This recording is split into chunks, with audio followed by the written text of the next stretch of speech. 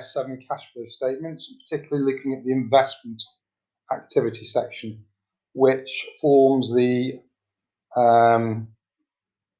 second part, if you like, of an IAS 7 cash flow. So we've got the investing activities, financing activities, and the net increase in cash and cash equivalents to look at, because I've already covered the operating activities in previous videos. Cash flow from investing activities section looks at the long-term investment a business makes in its non-current assets, intangible assets, and also whether it buys or sells shares or companies.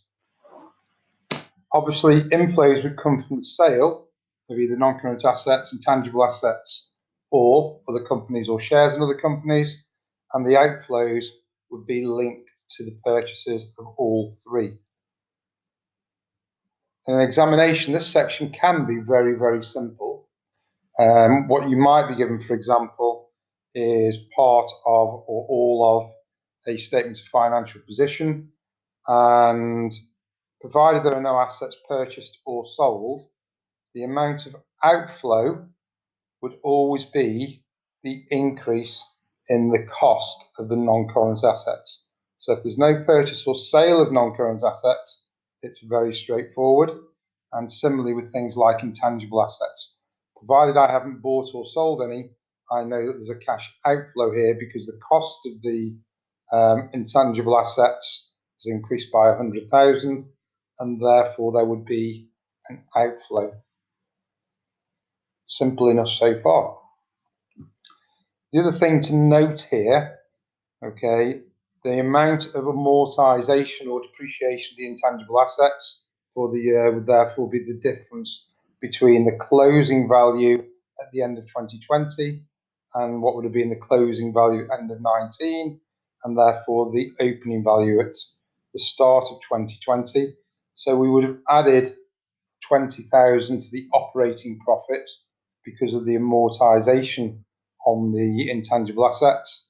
And similarly here with the depreciation, the total amount of depreciation in the company's books is increased by 50,000, and that 50,000 would be the depreciation that was shown in the operating section as an addition to the operating profit.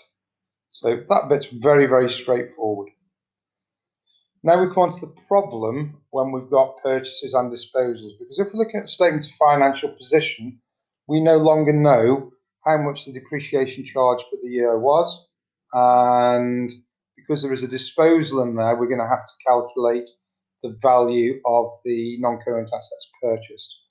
So it's the same question basically here, but it tells you that the non-current assets purchased for $50,000 and with a net book value of $20,000 were disposed with a profit of $5,000.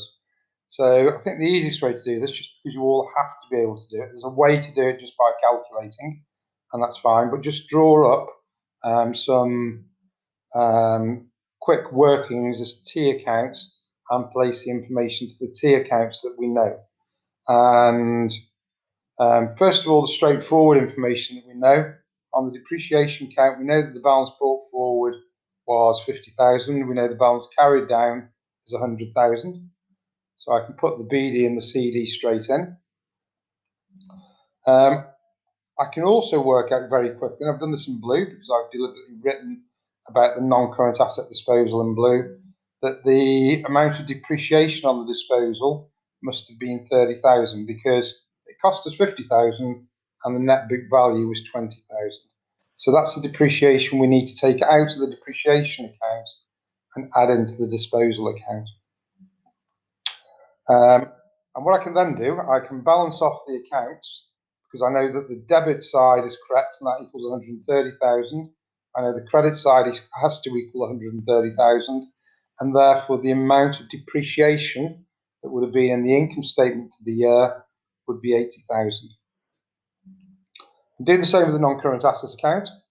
Okay, the BD is 200,000, so I can put that in. I know that the CD is 300,000, I don't at the moment know what the amount of purchases of non-current assets are, but I do know that I need to take 50,000 of depreciation out and transfer it to the disposal account. So I put a credit entry in for this 50,000, which also appears in the disposal account. And I now know that the credit side of this account is right at 350,000. And therefore my purchase of non-current assets must have been 150,000 pounds, dollars, euros, whatever currency is in the examination. And then finally with the disposal account, although I know the profit on disposal, which was 5,000, I don't know the actual amount that the asset was sold for. But I do know it's purchased for 50,000. I know which goes on the debit side of a disposal account. I know there's a profit on disposal, so that also goes on the debit side.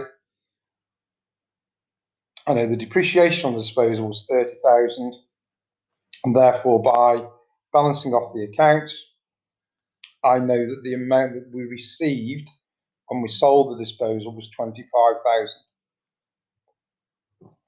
So if we take a quick look at how that would look in the cash flow statement, at the top here I've just done an extract from the operating section, but we would less the profit on disposal because that's not a real amount of money. That was a adjustment that we made it linked to the depreciation. So we less the profit on disposal, we add the depreciation for the year, which was 80,000, because again this wasn't a cash outflow. The cash outflow that was linked to was when we purchased all the assets. And then the cash flow from investing activities now, I would put in the 150,000 for the purchase of non-current assets. I would put in the 25,000 linked to the disposal as a proceed from the sale of the non-current asset, because that's the actual cash amount the business received. And then you can't see it visually on here, but in the original question was an increase in intangible assets of 100,000. Okay. Also, just be a little bit careful. Okay, make sure there is an increase in non-current assets. Once in a while, they do mention about a revaluation. Revaluations don't go in the investing activity section because there's no inflow or outflow linked to it. Okay, thank you very much for your time. If I teach you, email me with any questions you've got, and I will also will have sent you some questions. Bye for now.